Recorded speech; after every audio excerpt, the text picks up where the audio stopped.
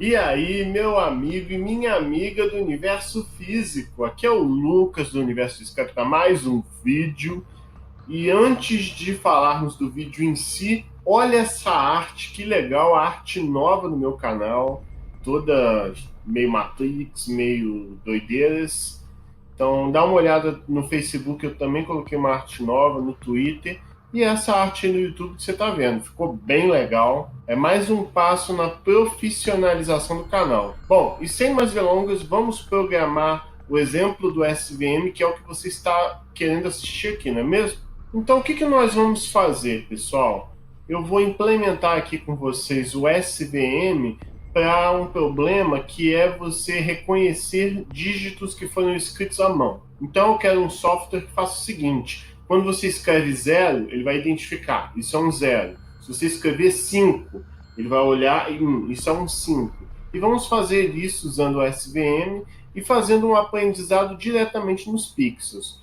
A base de dados que eu vou usar se chama MNIST e ela, o que é interessante dela é que todas as imagens são de 8 por 8, totalizando 64 pixels para cada imagem. Ele basicamente vai recortar esses dígitos que foram escritos e redimensionar para o tamanho 8 por 8.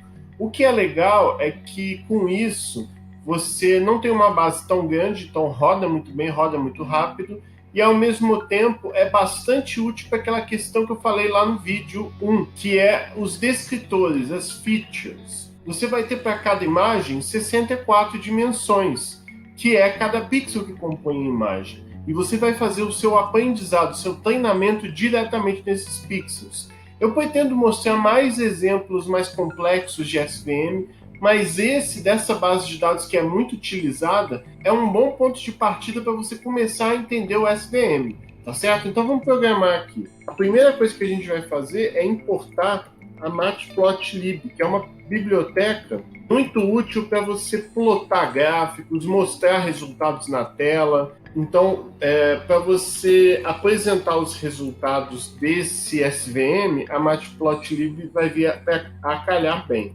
Depois disso, a gente vai importar a scikit-learn, que é dentro dela que você tem as bibliotecas de SVM, se eu não me engano, tem redes neurais também, tem regressão logística. Muitos algoritmos utilizados em machine learning saem da scikit-learn, que é uma biblioteca muito bom para o Python. E o que é legal é que ela já tem um monte de coisa pronta. Ela tem a Datasets, que é uma biblioteca que já traz consigo uma série de bases de dados prontas. A SVM dispensa comentários, né, porque a ideia dela é implementar máquinas de vetor suporte, e a Matrix, que é muito boa para mostrar resultados na tela.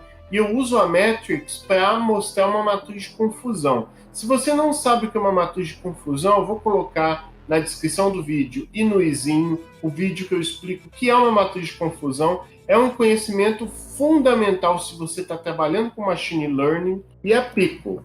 O que é a Pico? É uma biblioteca muito legal onde você consegue pegar um objeto pronto, salvar ele em disco e carregar quando você quiser.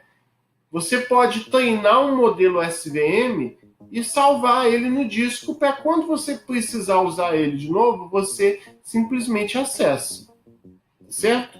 E você vai ter basicamente dois métodos que a gente vai implementar aqui. Um eu vou chamar de train SVM, que vai servir para justamente treinar o nosso SVM. Eu vou deixar o PES ali só para... Porque quando você implementa uma função ou alguma coisa que fica vazio no Python, para você não ter erro de interpretação do código, adiciona o PES ali. Mas aquele PES eu já vou remover em breve aí. O load SVM, que vai carregar o SVM pronto. E vamos agora implementar o meu método main. Eu já expliquei em muitos vídeos da série do OpenCVlog porque o método main do Python é diferente. Assiste um desses vídeos que eu explico bem lá. Então, eu vou chamar o método train, depois o método load, train SVM, load SVM. Vamos começar pelo train SVM. Então, tchauzinho PES. Bom, passo a passo. Olha que interessante. Eu posso carregar a base de dados MNIST, essa que são dígitos que o cara escreve na mão, invocando, quer dizer, o módulo datasets, chamando load digits. Esse método load digits dentro de datasets, ele vai fazer o download da base MNIST, essa base de dígitos, e todos os dígitos, todas essas imagens dos dígitos vão ser guardados na variável dígitos que está ali. Eu posso até mostrar aqui na tela para vocês, por exemplo, a imagem 0. Digits.image 0 significa que você vai extrair a imagem 0, ou seja, a primeira imagem que está na sua base de dados, e com PLT match show, você está dizendo que você vai apresentar esse resultado na tela em formato de matriz. Mas ele só vai exibir se você chamar PLT show. Esse PLT é da Matplotlib. Vamos rodar isso daí só para ver o que vai acontecer. Ah, eu cometi um erro, pessoal. É .images, não é .image. Foi mal aí. E ele mostrou aí, como a gente pode ver, a primeira imagem, que é o dígito 0. Então, esse dígito 0 que você está vendo na tela aí foi um cara que escreveu na mão, e isso foi convertido para uma imagem 8x8. Né? Como você pode ver aí, é 8x8 pixels. Se você quiser ver a imagem em preto e branco, é só você chamar um PLT Gray antes. Tá vendo? Aí a mesma imagem, mas agora em preto e branco. No SVM, a gente vai trabalhar com imagens preto e branco mesmo, porque nesse problema, o que importa realmente é o contraste dessa imagem. O fundo ser preto e o pixel que compõe o dígito ser mais claro, ou um cinza médio, ou mesmo branco. Então a cor nessa base de dados em específico não vai fazer muita diferença. Eu vou deixar aqui no comentário, como vocês sabem, né, todos os exemplos que eu faço aqui para o canal, eu coloco no GitHub. Então, esse exemplo vai estar todo aí no GitHub. Vamos só ver uma última coisa. Quantas imagens são, Lucas? A gente pode verificar isso por meio do atributo shape do objeto images, e o objeto images, por sua vez, é um objeto contendo as imagens de digits, que é o objeto que compõe a base de dados inteira. Como vocês podem ver aqui embaixo, são 1.797 imagens de tamanho 8x8. Então, aquele 8,8 que está ali é porque a imagem tem 8 pixels de largura, 8 de altura, e são 1.797 imagens. Beleza? Eu não entendi porque eu fiz isso aqui, né?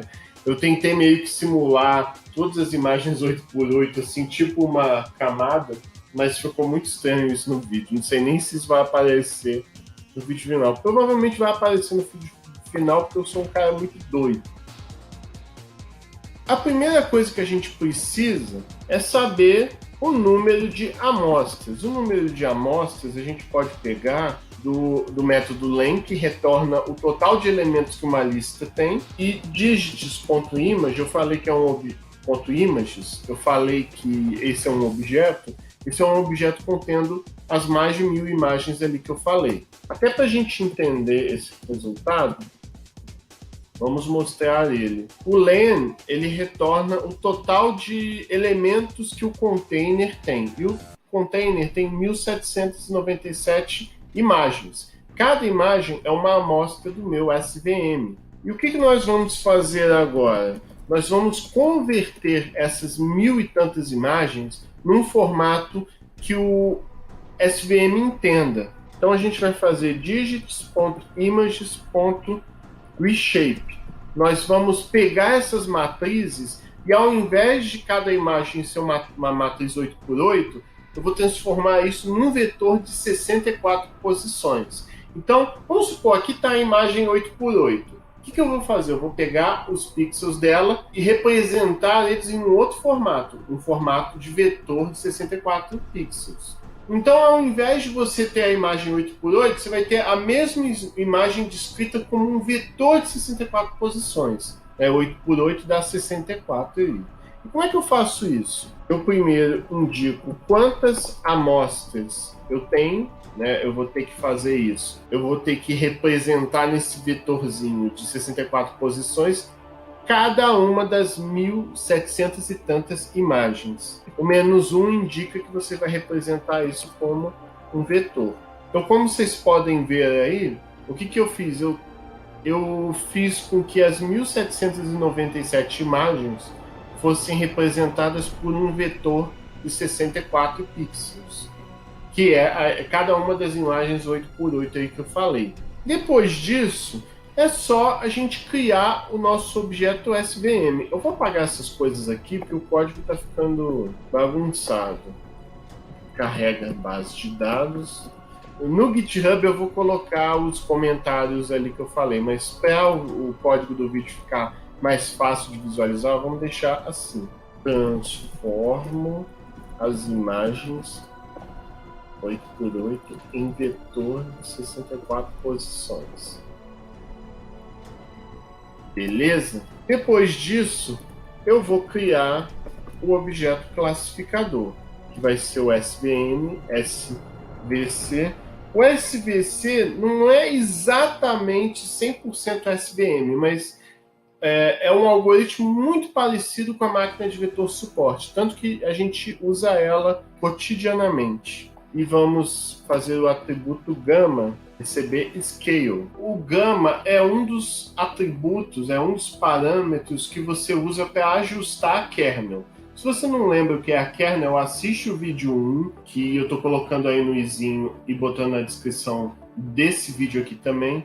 A kernel é ela que vai definir o hiperplano separador entre uma classe A e uma classe B. Aqui, no caso, esse nosso SVM aí, ele vai ter 10 classes. Uma classe para o dígito 0, outra para o 1, outra para o 2, para o 3, para o 4, para o 5, para o 6, 7, 8, 9, 0 a 9. E esse atributo gamma é um valor que tem que ser testado, pois esse valor vai definir como vai ser o seu hiperplano separador. E essa própria biblioteca que eu estou usando aí do SVM, ele calcula esse gamma, calcula um gamma ideal para o seu conjunto. Talvez algum dia eu faça um vídeo para tentar explicar melhor essa matemática toda do SVM. Depois disso, aqui eu crio o classificador.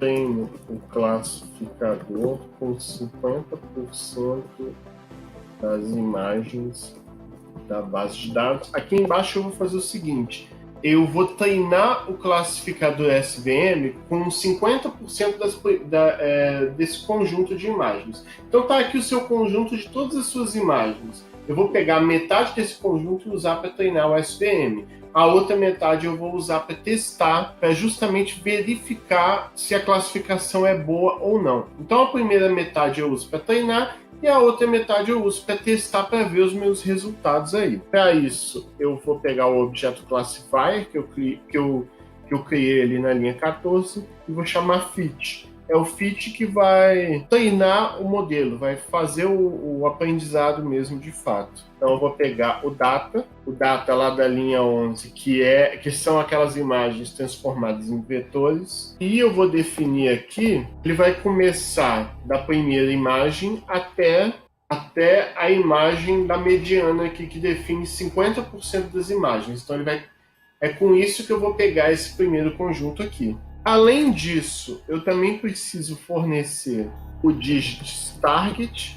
O digits target, pessoal, esse target aí é o conjunto de dados que define o rótulo de cada imagem. Então, o que é o digits target? Ele basicamente vai definir o rótulo de cada imagem. Por exemplo, imagina que essa aqui é a primeira imagem e o dígito dela é 0. Isso significa que o target dela, ou o rótulo dela, vai ser 0. Se eu pegar outra imagem que o dígito aqui é 8, isso significa que o target, ou o rótulo, é 8. O target ele é importante porque ele vai servir para os seus testes. Como é que eu sei se eu acertei a classificação? Como é que eu sei se aquela imagem foi classificada corretamente? Basta eu verificar se a classificação deu o mesmo valor que o target daquela imagem em questão. Então, se o meu método classificou como 2 aquela imagem, esse aqui tem o dígito 2, e eu olho o target dela, o target é 2, significa que a classificação foi correta. Agora, se eu pegar essa imagem aqui, que tem um 3, mas o meu método disse que é 1, o target dela vai ser 3, logo a classificação deu errado. Então, eu vou fornecer o target, todas essas imagens aí, com o número de samples 2. Então, para você treinar o seu classificador SVM, você tem que ter tanto as imagens, que é o que eu estou fornecendo aqui, é o primeiro parâmetro, assim como você precisa fornecer também o target num formato de vetor. Um vetor é onde cada posição é o target ou o rótulo de uma determinada imagem específica. Depois disso, tá tudo treinado, tá tudo pronto, tá tudo bonito. Mas para eu não precisar treinar toda vez esse modelo, a cada vez que eu for testar, eu não ter que treinar de novo, eu vou salvar em disco o modelo já treinado. Assim sendo, quando eu quiser classificar uma imagem, eu vou pegar o modelo já treinado, já salvo em disco. E para isso, eu tenho que abrir o arquivo, abrir a imagem em questão, vou chamar ela de joblib. Você pode definir um arquivo com o nome que você quiser e a extensão que você quiser, não tem problema. E você vai salvar em disco em formato binário. O W significa que é o write, você vai escrever o modelo no disco, e o B é o binário. Você vai salvar esse arquivo em formato binário. O bom do formato binário é que dificulta a leitura. Então, entre aspas, a informação fica encriptada. Não é uma criptografia, mas o arquivo fica salvo em um formato que não é fácil a leitura, dificultando a edição e a manipulação do modelo. Então, eu vou criar um ponteiro de arquivo, que é o que eu estou chamando aí de pickle file, e eu vou chamar o método dump, que é o método que vai salvar esse objeto em disco. Eu vou salvar o quê? O classificador que eu criei usando, vou chamar de pickle file pointer, que é melhor. O pickle file pointer vai ser um ponteiro de arquivo. Eu vou até mudar, ao invés de pickle, eu vou deixar só file pointer. O file pointer, pessoal, ele é basicamente um ponteiro que recebe as informações de como vai ser esse salvamento em disco. Você está salvando em modo de leitura binário um arquivo com o nome filename.joblib. Então, o ponteiro de arquivo vai ter essa informação salva. Com isso, o treinamento já está completo. Vamos rodar só para ver se isso funciona direitinho. Vamos ver se o modelo vai ser salvo direitinho. Salvando o modelo, ok. Vamos fazer agora carregando o modelo. Vai ser o meu load SVM. Vamos fazer a segunda parte desse projeto aí, que é carregar o SVM aí para a manipulação. Bom, eu vou ter que pegar emprestado aqui novamente esses caras, porque eu vou ter que carregar de novo a base em dígitos. Eu vou ter que saber quantas amostras, ou seja, quantas imagens eu vou usar, e eu tenho que converter ela em formato de vetor, que é assim que o SVM a entende. Eu vou ter que criar um ponteiro de arquivo muito parecido com o anterior, mas ao invés de salvar, eu vou carregar em disco o modelo treinado. Para isso, eu vou usar load, passando aquele ponteiro de arquivo. Ao invés de ser escrita binária, vai ser leitura, e por isso R de read, leitura binária. E esse objeto que eu estou carregando do disco, ele tem que ser salvo em algum lugar. Eu vou salvar ele em classifier. Então, esse mesmo classifier que está aqui é o classifier que eu salvei aqui em cima, na linha 21. Com isso, eu consigo carregar em disco, porque na pasta do meu projeto vai ter esse file name joblib. Carreguei o modelo já treinado, muito bom. E nós vamos agora...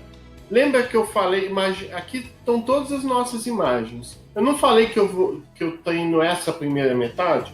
Agora eu vou testar para ver se minha classificação é boa ou não nessa segunda metade aqui. Vamos predizer os rótulos da segunda metade das imagens. Então você vai ter o esperado, que vai ser justamente os targets. Eu vou chamar de rótulos esperados. Vai ser o target dessa posição da mediana até o final, e os rótulos preditos, que são os rótulos que o classificador mesmo vai dar. Para isso eu vou chamar o classifier, chamar o método predict. É ele que faz a predição daquele modelo que a gente treinou. E eu vou predizer todo mundo que eu passar numa tacada só. Então eu vou pegar todo esse conjunto aqui da metade, já vou predizer o rótulo de todos de uma só vez. E finalmente eu vou mostrar as matrizes de confusão dos resultados para a gente ver se a classificação foi boa. Aqui vai ser as matrizes de confusão. Primeiro vamos mostrar um relatório de classificação. Eu vou mostrar esse relatório em formato de string, pular uma linha, outra string e pular mais uma linha. Eu vou mostrar o classificador e as métricas de classificação. Rótulos esperados, rótulos preditos.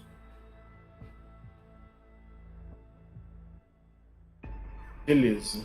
Relatório de classificação e matrizes de confusão. Matrizes de confusão. Matrix Confusion Matrix. Passando rótulos esperados, rótulos preditos. Além disso, para a gente ter uma coisa visual mais interessante, eu vou exibir 12 imagens do dataset com suas classificações. Eu vou pegar as 12 primeiras classificações e mostrar na tela, junto tanto o rótulo predito quanto o rótulo esperado. Imagens e predições. Basicamente, eu vou mostrar uma lista onde eu vou pegar a primeira imagem, o primeiro rótulo e juntar tudo num vetor. Pego a segunda imagem, pego o segundo rótulo e gravo num vetor. Pego a terceira imagem, pego o terceiro rótulo e gravo num vetor. Então você vai ter um vetor, na verdade vai ser uma lista, vai ser uma lista. Lista de imagens e predições, vai ser uma lista onde cada posição vai ter um par de elementos. A imagem e o rótulo que foi classificado. Então, vou pegar digits image, números de amostras, e os rótulos preditos, para a gente ver se a classificação foi certa ou não. Pois bem, para cada elemento com a sua imagem e a sua predição, nós vamos pegar dessa lista de imagens e predições. Pegando os 12 primeiros elementos, eu vou mostrar os 12 primeiros elementos na tela e que nós vamos fazer para cada elemento, cada imagem e cada predição que o meu classificador fez.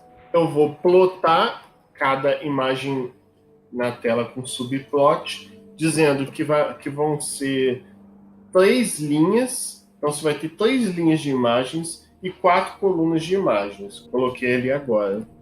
E o index mais 1 é só para você mostrar a primeira imagem, aí pula, segunda imagem, terceira imagem, quarta imagem, quinta imagem, sexta imagem, sétima imagem, oitava imagem. Esse index mais 1 ele serve para você ir saltando espaços na sua janela para mostrar cada imagem bonitinha com um espaço adequado. Eu vou desligar os eixos, porque senão ele fica na tela um monte de informação desnecessária. Então eu desligo os eixos. Eu vou chamar PMShow para exibir cada uma dessas imagens, passando a imagem, e uma interpolação nearest. Basicamente isso é porque ele vai pegar cada imagem e plotar, desenhar ela na janela. Mas como ela vai ser redimensionada, vai ser ajustada, então ele vai desenhar a imagem de um jeito mais pixelado. É isso que o Interpolation Nearest vai significar aí. Você vai redimensionar a imagem, deixando ela mais pixelada. E finalmente, vamos mostrar cada predição, mostrando aí o inteiro. Ele vai mostrar um textinho em cima da imagem falando qual foi a predição, e você vai ver a imagem de fato para tirar suas conclusões. Eu vou explicar com o código rodando, que acho que vai ser mais fácil de entender do que eu falando esse monte de coisa aí, né? Ah, eu errei aqui, botei image, images. Tá vendo? Eu errei aqui. Aqui é images. Ah, eu esqueci de uma coisa. Eu tenho que chamar PLT Show aqui, senão ele não exibe a imagem na tela.